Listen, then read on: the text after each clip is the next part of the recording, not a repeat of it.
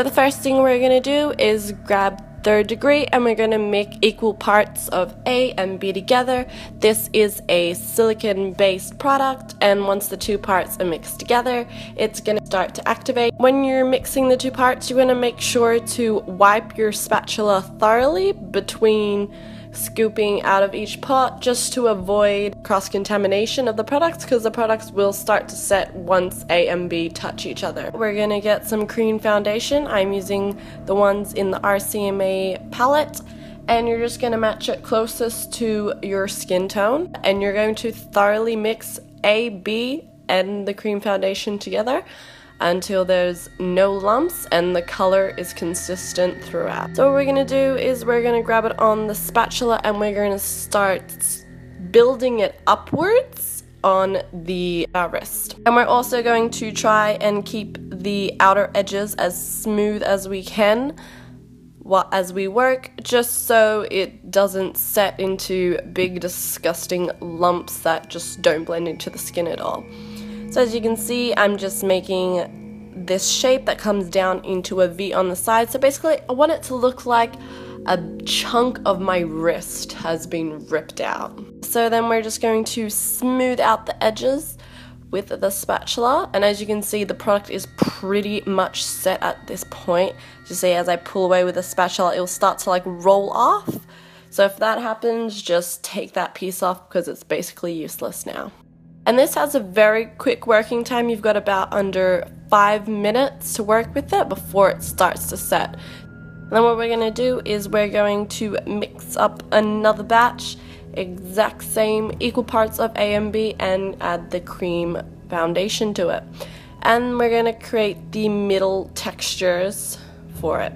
So basically what I'm going to do is I waited about a minute for the solution to get really thick, and I'm just plonking it in the middle of our wound, and then with the spatula I'm pulling it upwards kind of in a stippling motion, and this is going to create the texture of fat that you would find in your skin. And then once that's hardened, we're going to take some translucent powder and we're just going to powder it off, and this is to get rid of the shine. And then I'm getting the Illustrator FX palette, and we're going to be using the color Aged Blood first. And these are alcohol activated paints. So you're going to need 99% alcohol to use them. And on just a small pointed brush, I'm just randomly going to stipple, not paint, but stipple the color throughout the inside and slightly up on the sides of the wound. And I'm also going to do it down that little side slit.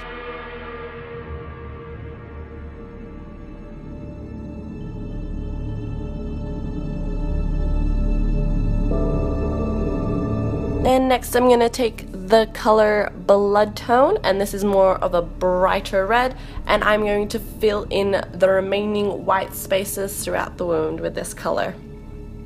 Also again, taking it up on the sides of the wound, and this is going to create a really disgusting fatty meaty look, which is exactly what you want to see when a chunk of your wrist has been torn out.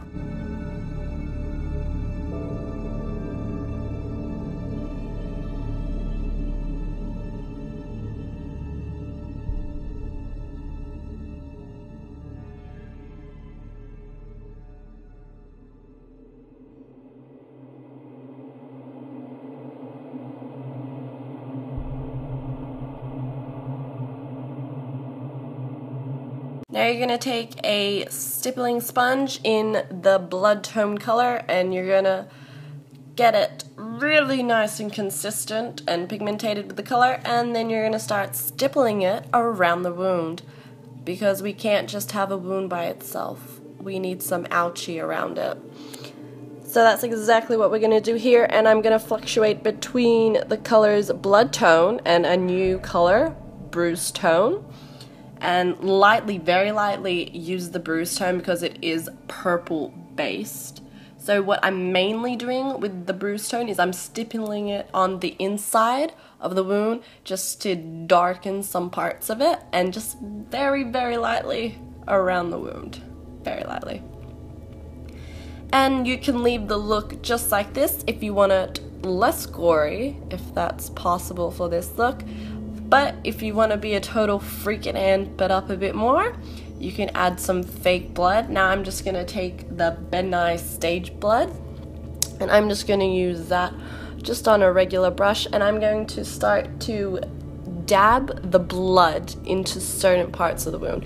Now I'm going to go to the main gravitational areas, so on the sides of the wound and the edges. Now I'm not just going to plonk a whole bunch of blood in the middle, because that's totally going to destroy all the efforts that we put into our coloring. So if you keep it mainly to the sides and dripping down the arm or hand, it creates more of that effective look. Plus it's really cool when it drips. And you can also just lightly even stipple some blood around the wound as well. And then once you've done that, your gory ripped hand is done.